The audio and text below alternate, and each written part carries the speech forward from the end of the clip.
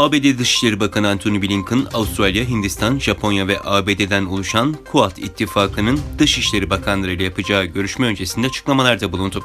Blinken, Çin'le çatışmanın kaçınılmaz olmadığını ancak ABD'nin Çin saldırganlığının tehdidi altında olan kurallara dayalı bir sistem için müttefikleriyle birlikte birbirini desteklemesi gerektiğini söyledi. Öte yandan Çin Dışişleri Bakanlığı, ABD'yi diğer ülkeleri Amerikan demokrasisinin standartlarını kabul etmeye zorlamak için Quad'ı kullanmakla suçladı. NATO Genel Sekreteri Jens Stoltenberg, Romanya ziyaretinde Cumhurbaşkanı ile askeri üste basın toplantısı düzenledi. Stoltenberg, Rusya'nın Ukrayna içinde ve çevresinde askeri varlığını arttırdığını, Avrupa'da yeni bir silahlı çatışma riski bulunduğunu söyledi.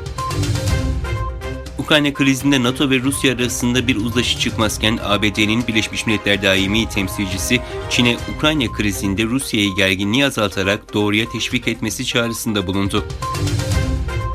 Donald Trump hakkında yayımlanacak bir kitaba göre eski ABD Başkanı yakın çevresine Kuzey Kore lideri Kim Jong-un'la hala iletişim halinde olduğunu söylüyor. Confidence Man isimli kitabın yazarı olan New York Times gazetecisi Maggie Haberman, Trump'ın iletişim kurduğu tek yabancı liderin Kim olduğunu ifade ettiğini de aktardı. Donald Trump, 2018 yılında Kim Jong-un'la birçok kez mektuplaştıklarını ifade etmişti. Ancak iki lider yapılan ikili görüşmelere rağmen Kore Yarımadası'nı nükleer silahlardan arındırmak için bir anlaşma imzalamayı başaramamıştı. Japonya Dışişleri Bakanlığı, Rusya ile Ukrayna arasında artan gerilim üzerine Ukrayna'daki vatandaşlarına ülkeyi terk etmeleri uyarısında bulundu.